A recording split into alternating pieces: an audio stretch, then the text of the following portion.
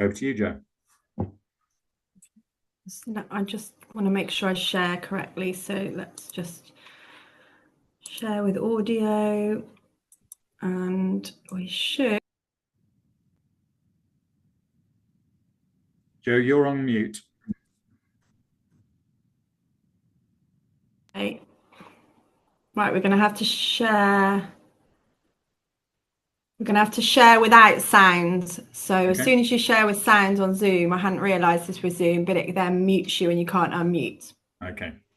So you won't have there's a few videos if we get chance and we get time, and there just won't be any sound to it, but I'm sure that's okay. So thanks very much for having me. Really great to meet you all. And I'd encourage any of you after this, if you want to find me on LinkedIn or drop me an email if you have any further questions, and that's absolutely fine. I'm sure David can share my email.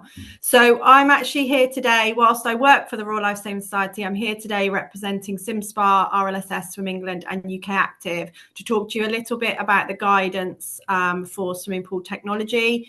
And I'm going to cover a few points that you might be quite surprised about, because we're actually going to talk about lifeguards. And the question that I keep getting asked is, do we really need them, Joe? They cost us a huge amount of money. They're one of our biggest overheads in terms of staffing. And do we really need them with technology coming into our arena? We're also going to look at the history of technology in swimming pools, and I'm going to give you a bit of a pathway to explain where we are today compared to sort of 20 years ago. And then we're going to talk about the guidance that has been launched from SimSpa, Swim England, UK Active and RLSS. So just by way of introduction, the guidance has been created by a team of experts in the sector, very well-respected individuals. You'll notice some of those faces. I'm sure you'll recognise them. Andy Reid, top left, is an independent expert in swimming pool safety. You've got Ben Beavis on there, Caleb Brown and Alan Ritchie, who are all operators from GLL, David Lloyd and Everyone Active.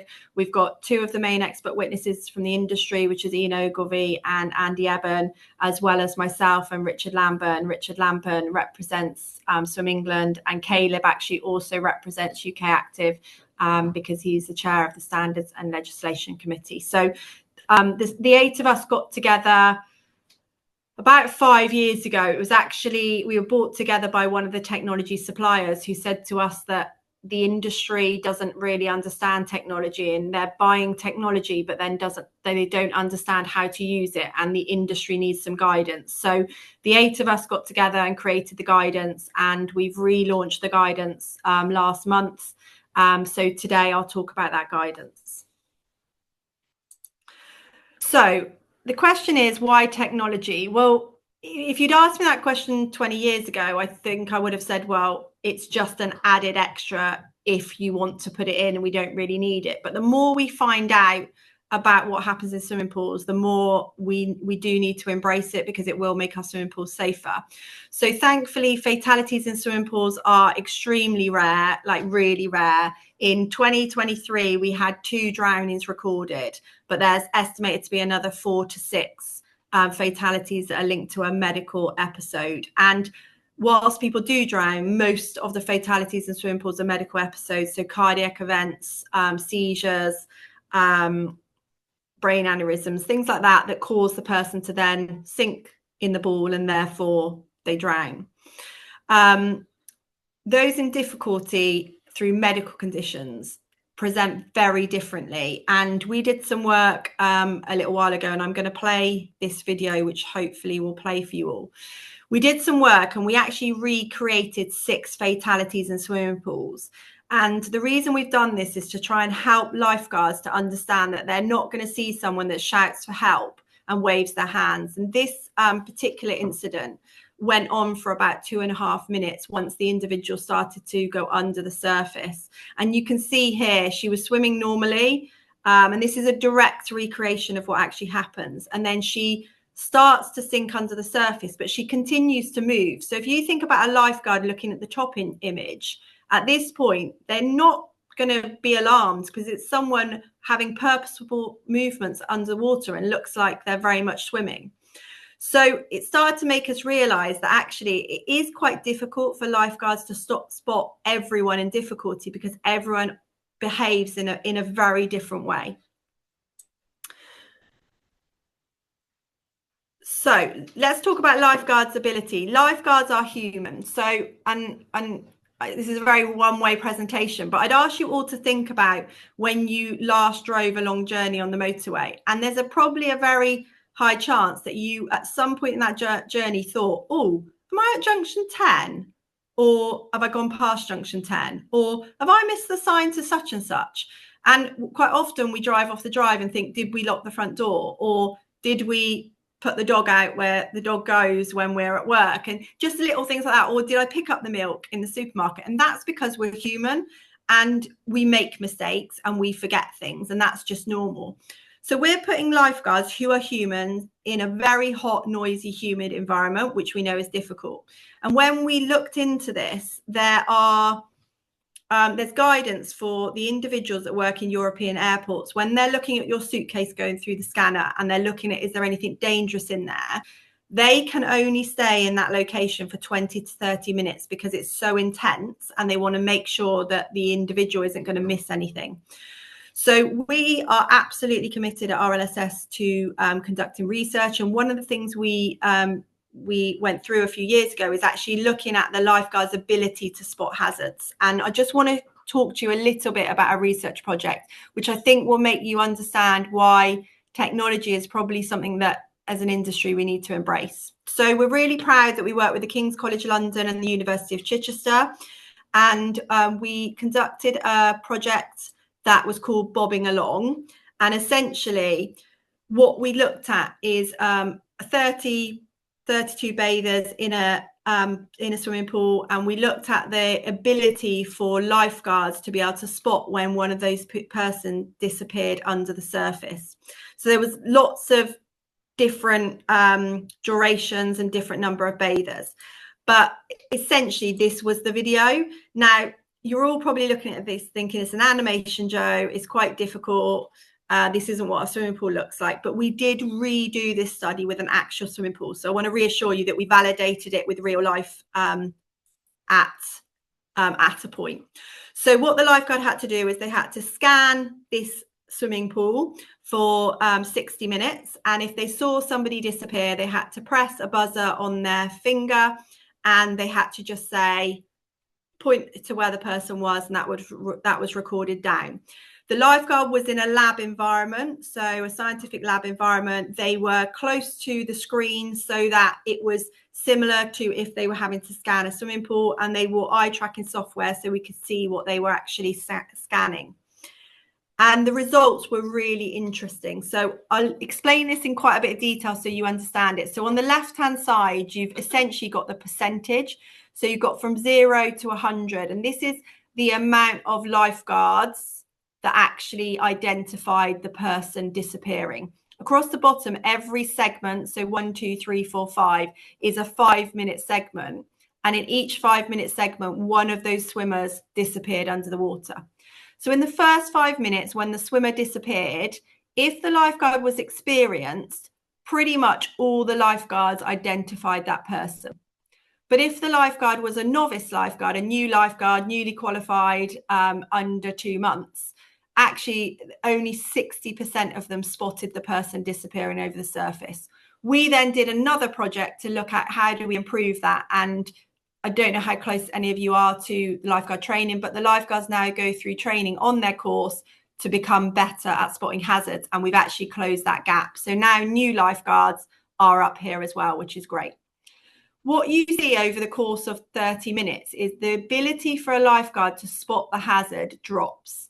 And actually at 30 minutes, which I'll highlight here, it's down to about 50% chance of them spotting a hazard. So what we've done as RLSS UK is we've said that a lifeguard shouldn't lifeguard in one position for more than 30 minutes because we know after 30 minutes it will drop off. But that's a really good example of how they're human. Whilst, yes, they start out really great in the first 5 minutes, over time, that because they're human and because of the environment they're in, actually their ability to spot hazards reduces. So we know that lifeguards cannot be expected to spot everything. And I've worked with a few EHOs where they've approached me and said, the lifeguard has missed something that's gone wrong in the pool. It's the lifeguard's fault. And I've had to explain to the individual that The lifeguard is human, and you cannot expect them to spot absolutely everything that goes on when there's 80 people in the pool. And that's life. There's nothing wrong with that, but we sometimes have to educate people around that.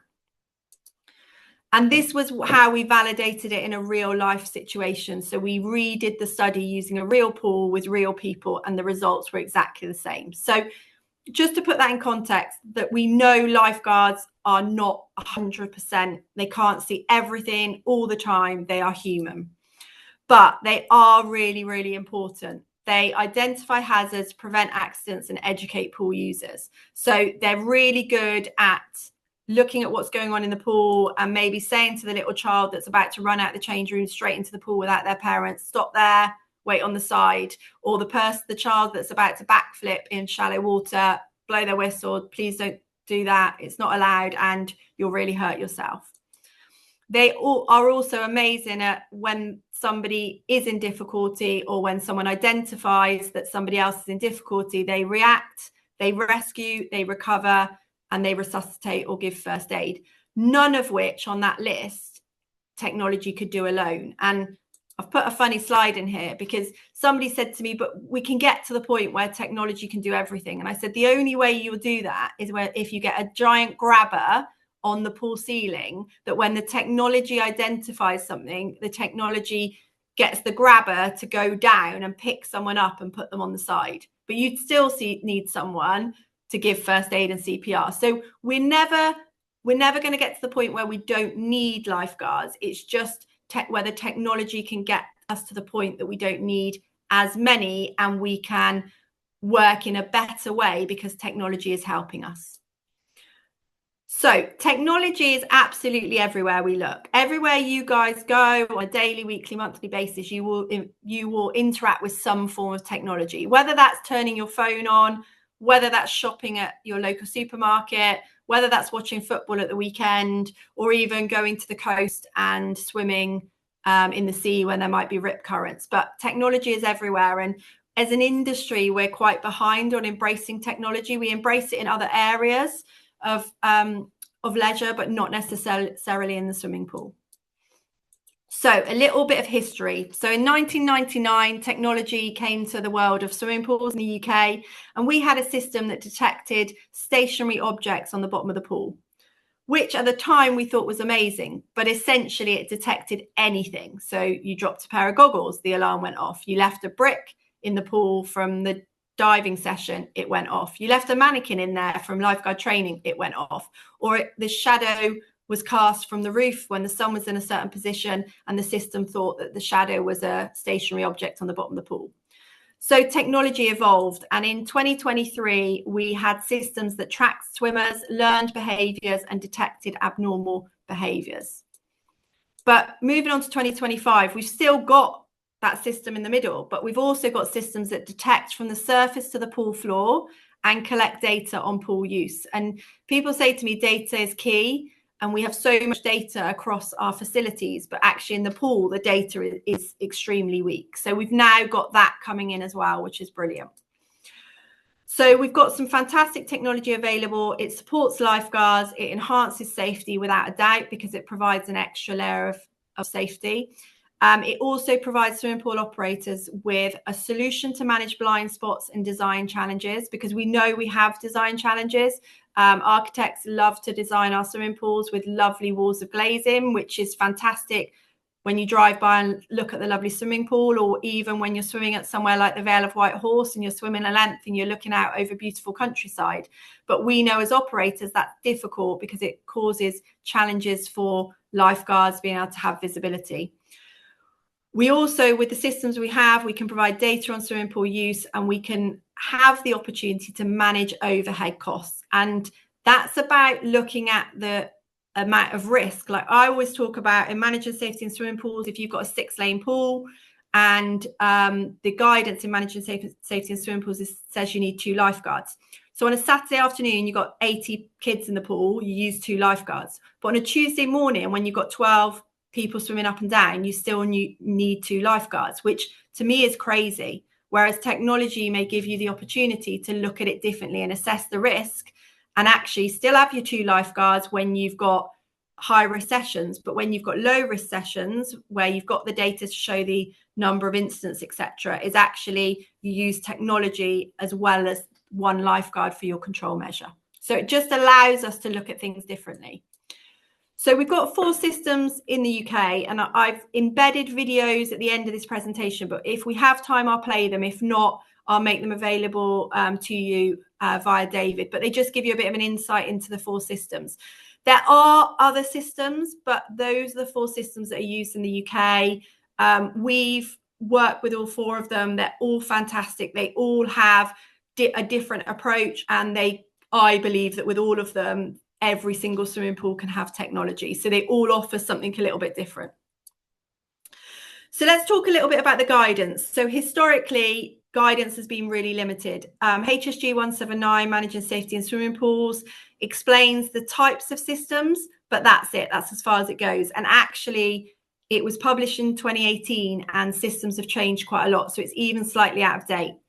In Sport England, the design guidance note, which is the last published date, is 2013. There is no mention of technology at all. So when the architects and build team are looking at building a new swimming pool, because the Sport England guidance is their Bible, they're not considering technology necessarily because there's nothing to push them down that route. So technology up until we launched our guidance up until we launched our guidance has been really limited. So this is the guidance that we've launched. It's a free piece of guidance. It's available to everyone and anyone. There's absolutely no charge for it at all. And it's available on a few websites, which I'll tell you about a bit later. So it's been written considering the guidance from the BSI guidance, which is 15288 on pool operations, and then the BSI guidance about technology, which is 20380. And then it's also taken into consideration the guidance in manager safety in swimming pools. This year, the guidance has changed to include both non-lifeguarded pools and lifeguarded pools, because we know that actually there's a lot of non-lifeguarded pools that don't have lifeguards, and the way they've interpreted the guidance, they don't feel they need lifeguards, but actually they want some extra safety measures, and they're looking at technology. So because now it talks about lifeguarded pools and non-lifeguarded pools, we've been quite clear in the guidance about the approach. And with lifeguarded pools, the primary function of technology is to support and alert lifeguards to identify and respond to a developing emergency promptly. What we've put into the guidance now is that the technology systems may be used to help fulfill the guidance in 179, which requires you to have 100% visibility of the pool. And that's from the bottom of the pool to the surface, which with human eyes, that's sometimes difficult to achieve because of reflection or glare or blind spots. So putting that within the guidance allows operators to actually manage their whole pool with lifeguards and technology, whereas before they've been just having to get 100% visibility from the lifeguards. But we obviously put a caveat in that to say that a visibility test will need to be completed to ensure that the lifeguard and the system can achieve 100%. And what we need to consider here is the limitations of systems, and make sure that we're not giving technology areas of the pool to supervise where actually it's quite a high risk area and we need lifeguards' eyes on it. So if you take the pool on the right hand side here, we wouldn't want technology alone on that area because it's a high risk area. We need lifeguards to educate and to prevent accidents, because remember, technology is only going to tell you when it's gone wrong. It's not going to educate the individuals on how to not let it go wrong. So there's just a consideration there that operators will still need to consider how they manage risk and educate swimmers. For non-lifeguarded pools, we've been very clear that this guidance doesn't tell you whether you need to lifeguard or not. That's something the operator needs to do. But if they deem it necessary to not have lifeguards present, then actually they can choose to use technology to enhance safety. And in these circumstances, operators should carefully consider who will respond to the emergency. So we've addressed both types of swimming pools in the guidance. We've also got a section in the guidance around definitions. So we've been really clear about the definitions that relate to technology, in particular turbidity. So years ago, we didn't realise that actually the swimming pool turbidity levels need to be at a certain level so that some of the underwater systems can see through the water. And I went out to a GLL pool one day and I looked at the pool and I said, this is a beautiful pool. The water looks amazing. And the manager said, it looks amazing to you, but when you look at the turbidity, actually we've got real problems in our plant room. And it was just tiny, tiny modules in the water. That means that the water wasn't clear enough for technology to work. The system covers the different types of, the guidance covers the different types of systems, the system coverage, how to integrate it with other systems. It talks about maintenance, inspection and testing, as well as design for maintenance to ensure that the system can be maintained. This guidance takes you through installation, so it's very clear on design and retrofitting. So the fact that actually putting it in a design stage is amazing. It's a much better way to do it. However, it can be retrofitted, but when you retrofit, these are the considerations. It looks at lighting levels, positions of monitors and lifeguard positions. It looks at pool water quality and tank and gives you guidance around what to consider. Gives guidance around selecting a system and building an infrastructure.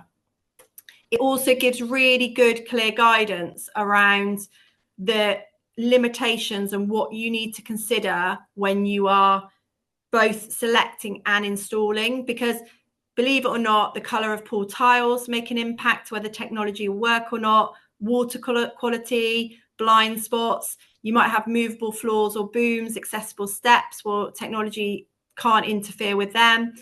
And they can't interfere with technology. So you don't want to put an amazing technology system in and then put your accessible steps in on a Tuesday afternoon for a certain session and then technology can't work. Turbidity, as I've mentioned, clarity of water, temporary equipment such as timing pads and hoists, glare and reflection, dimensions, the swimmer load, the type of pool, and depth limitations. There are some systems that won't work in very shallow water or very deep water. So all these things are considerations, and the technology suppliers are amazing. All four of them will work with you, understand your pool, and then tell you whether their system is suitable for your pool or not. The guidance also covers operations and training, which for me is key, because it's all well and good spending a lot of money on technology, but you need to make sure it works and the staff work with it. So we've got information about data protection. We've got information about staff using it, how to update policies and procedures, how to train staff. And that's not just lifeguards, it's other staff involved, and then customer information. So it's not a huge document. I think it's about 16 pages long, but it's got some really, really key information that anyone that is using technology or considering technology should absolutely have a read of. And we've committed to reviewing it every single year. So a formal review will take place each year. We'll do an industry consultation in September. In October, the 4 organisations will come together with the 8 experts and update the guidance, and then we'll publish it each January if it needs publishing. But we stay close to all the technology companies, so as their technology evolves, we can make sure the guidance evolves around it.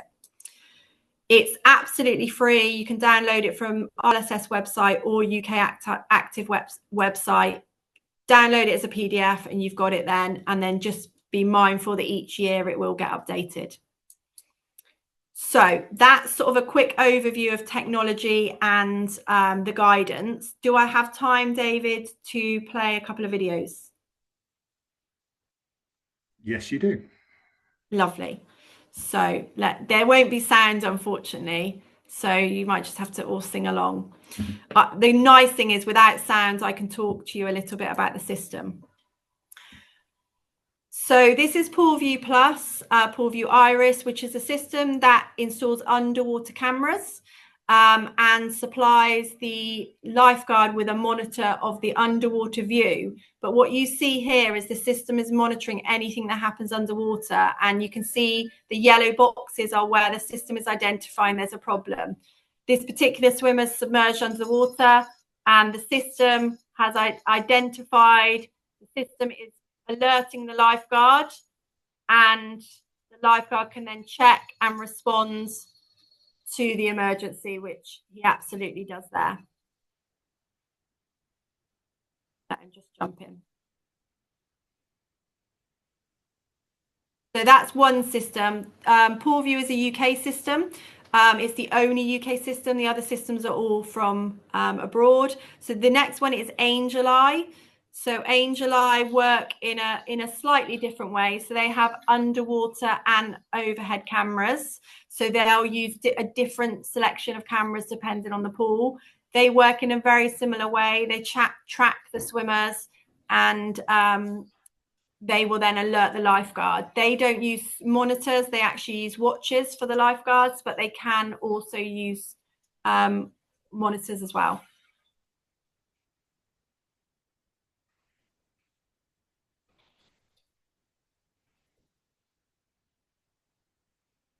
So Angel Eye and the previous system work on a hardwired system. But Angel Eye does need an element of Wi-Fi for their watches to work. They have a sort of an LED light system as well, which is quite nice for new builds. And you'll see there on the smartwatch, it tells the lifeguard where the emergency is unfolding so that the lifeguard can react. And then this next system is called LinkSight, and much like Angel Eye, it uses overhead cameras, but this system is overhead cameras only. So the overhead cameras are just standard CCTV cameras that are located around the pool, and the system is continually monitoring everyone in the pool. It also gives the lifeguard a head count, so it tells the lifeguard how many swimmers are in the pool. And if the system identifies a problem, the system will alert the lifeguard by the watch and tell the lifeguard the location of the emergency so the lifeguard can respond. And then I don't unfortunately have a video from Poseidon, but Poseidon work on overhead and underwater cameras and have a monitor to respond to. Just with LinkSight as well, just wanted to show you a little bit of added extras that come with LinkSight. They actually record data for your swimming pool. So you see here a video of a dashboard. It's actually a swimming pool in Australia, but it gives you a daily minute by minute head count. It tells you where people are using the pool, so what lanes they're in, and you can set that so you can look back over time. And then I'll just let it run for a couple of seconds longer because it also gives you a heat map and shows you the areas of the pool that people are mostly using, and then it will give you a recap so you can go back and look at any of the alerts in a bit more detail. So hopefully, let me stop sharing. Hopefully that gives you a little bit of an overview, a very quick overview of technology and what's available out there. And I'm happy to take any questions. Brilliant, thanks, Jo. You guys delivered a really good session at Rugby when you launched this. It was definitely worth going to, and I would just highly recommend, if others didn't get there, if you do these again, Jo, those roadshows were really useful because we heard from operators, we heard from lifeguards, we heard from duty managers, and it was really powerful because it's the piece for me is about it's a really hard job, and this supports them to do a better job.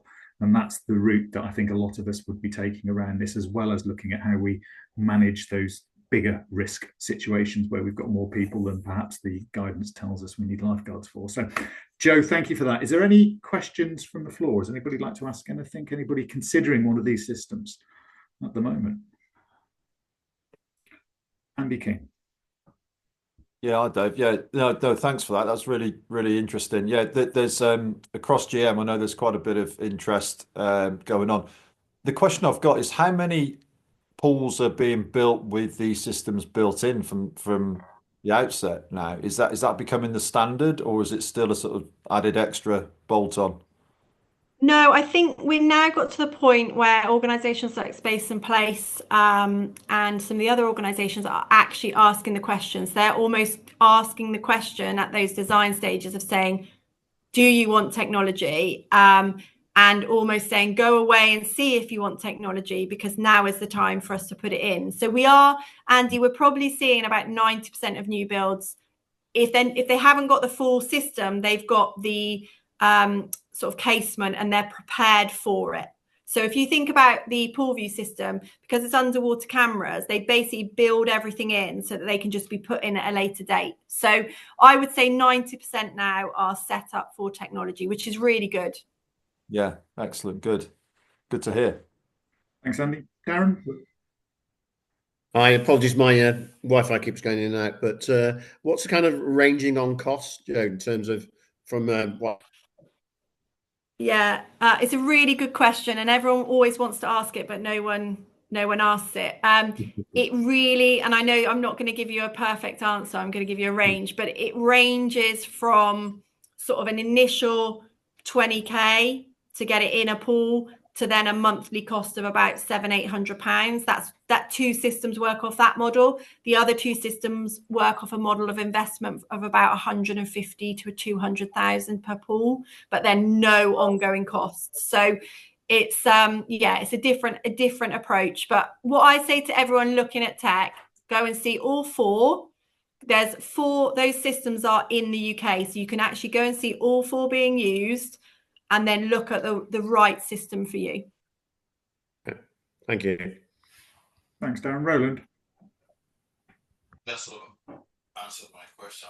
We're looking to redevelop one of our leisure centers, and I was just thinking, if the question is asked,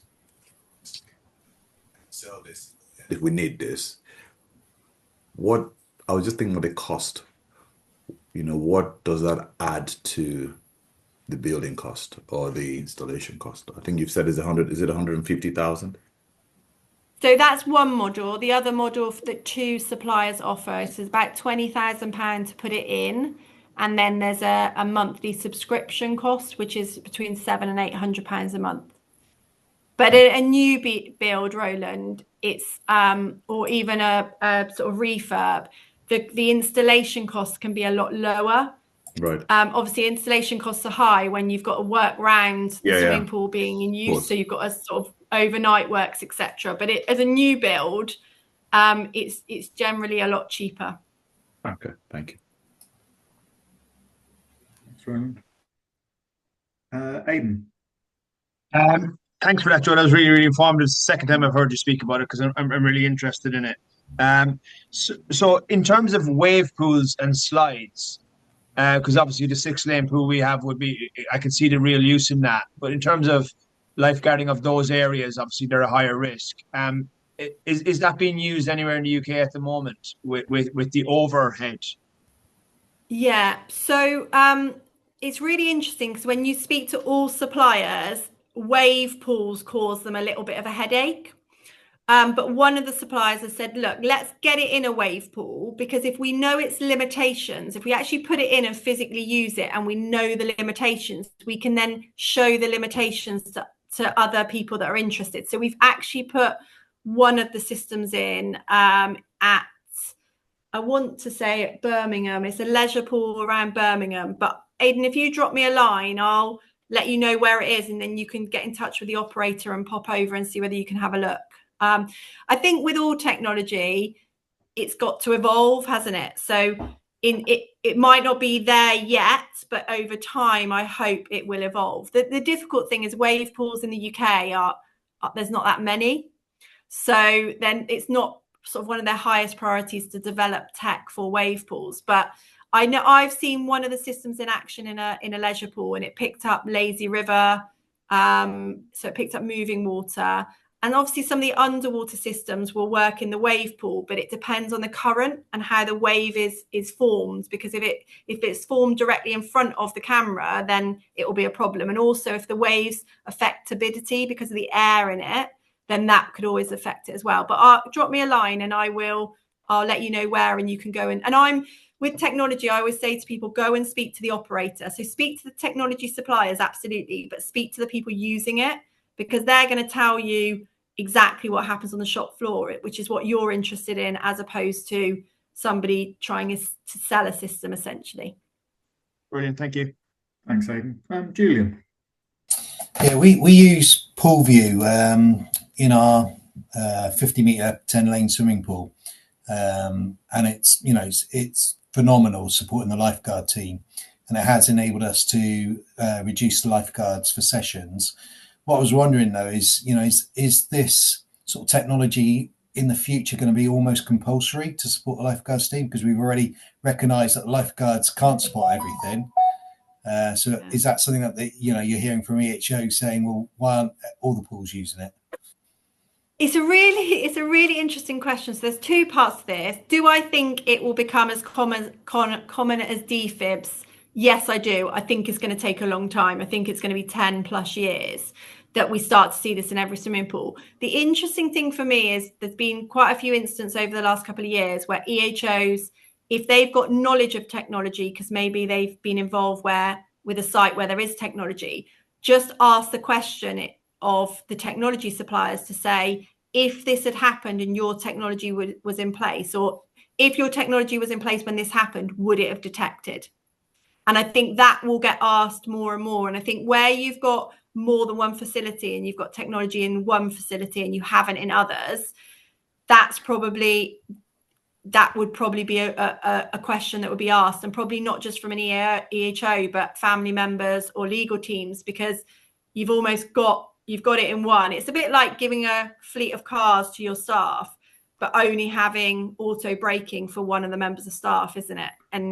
And you would be like, oh my goodness, I don't want to do that because that's not fair on everyone else. So no EHO is saying this is a must and we're frowning upon the fact you haven't got it, but I think that could change over the next 10 years. But if you think back 20 years ago and you went into a leisure centre, you probably didn't see a defib, whereas now I don't think I know of many leisure centres that don't have a defib, because they've invested in it, because they know if something goes wrong and someone needs CPR, the defib has got the best chance of their staff being able to save that person's life. Thanks. Julian, can I ask you a question? Because one of the things that was mentioned actually while we were in it was how the teams felt and how the unions felt about having camera systems engaged. So how did the team feel at Plymouth about having those cameras? Or are you at a point now where actually all of the lifeguards have actually just been with it their entire career? Pretty much. I mean, we had it installed, I think it must have been pre-COVID time. So it was obviously before the tech moved on a little bit better than what it was. So like in Joe's demonstration, it just picked up everything that was stationary on the pool floor, but it has developed vastly. It's just the norm for the team now, and when it was initially installed, I think there was no kickbacks from the team. Yes, we did reduce the amount of lifeguards on the pool in a lot of the sessions, but a lot of those positions quite often were like casual positions anyway, so you didn't get that knock-on effect. It enabled them to rotate more, have more time off poolside. So it was to everyone's advantage, really. Right. Okay. And do you use any of the recordings for training sessions and things like that? We don't as such. Touch wood, we've not really had anything specific. Poolview do give some sort of training videos that we use from them, but we don't use anything from ours, because obviously getting that released from the people that might be involved in it, we'd have to stage it ourselves anyway. Yeah. Okay. Thanks, Julie. Aidan, you're on mute, mate. So just a question on the study, the original study, where the lifeguards changed position. Was there any more detail on their level of attentiveness or detection as they remained on pool but in the second and third position? So did they go back up to the top? So the research is quite expensive. It's quite difficult, and you can only do so much. So the first study essentially was their ability to spot hazards, but now we know more. We've got some money set aside this year to progress the study. So we hope to do that study to look at actually after moving, like is it a third, like what's the impact of a 30-second move? What's the impact of a stretch the legs, fresh air, 1 minute, and then, so we've got the study sort of template now. So now we can start to look at how we use it more. So that is something we want to look at. It's very hard, Aidan, because you almost don't want to go too far, because what I don't want to do is put the industry in a position where actually it's impossible, because we're saying that a lifeguard can only do 30 minutes and then they have to do all other tasks for the rest of their shift, because that would be disastrous for us. So we've got to find a balance about finding out a little bit more, but not taking it to the point where actually we make it impossible to supervise our swimming pools. Yeah, brilliant. It just emphasizes the requirement of the assisted lifeguard technology even more, isn't it? If that Yeah. starting at a worse point starting off. Brilliant. Thanks. Okay, thanks, Aidan. Anything else? Anybody got anything else for Joe? Of course, this has been very much related around the sort of technology, but if there's any other general RLSS questions, I'm sure Joe's more than capable, having just completed her stint as interim CEO. Nothing coming. Nothing coming. Oh, Darren. Any of the systems? Oh, Darren, you've gone. Yeah. Oh. Right, back again. In and out. Are you? Are any of the systems limited in terms of numbers they can actually track? no, I don't think so. I mean, with the underwater cameras, Darren, you've always got that risk that the more and more people you put in the pool, the more and more people go in front of the cameras and the cameras looking across the pool. But that's I always say to people, it's, to a degree, it's life. Like, you could have someone that stops to stretch because they've got cramp right in front of a camera, and that's going to stop momentarily. That's going to stop that camera detecting. But none of the systems say this will only work in a pool of X size with X amount of people, but you would have to probably speak to each of them about what their limitations are. I talk about limitations a lot. All 4 systems have different limitations, but as an operator, you just need to understand what the limitations are so you can manage around it. So it may be that actually they say that if the bather load is up to 100, after 75, the system will struggle because of the amount of people. But then you can manage that, because then if you ever go over 75, you actually put more lifeguards on, because you know the technology can't perform as well. So providing you know the limitations, then you can manage the limitations. But to my knowledge, none of them have stated a maximum number of people they can supervise. Okay, thank you. Good. Okay. As you know, Joe, we do a lot of work around consumer insight. I think there is an opportunity sooner or later. Yeah.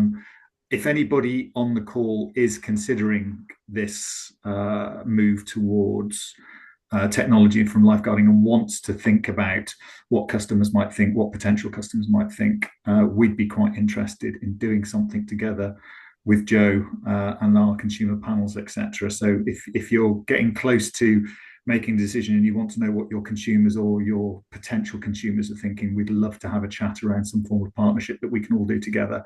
Because I think from what I can see at the moment, Joe, that's a little bit missing on the insight that you've got around these pieces, because there will be people who will be concerned about cameras going into swimming pools and things like that. So I think it could be quite a useful piece of work to do for the sector in partnership with each other, particularly if there's an operator that's keen. So that would be quite interesting. Absolutely. And we did some work a couple of years ago, and we asked general public about what they would where they would rather swim.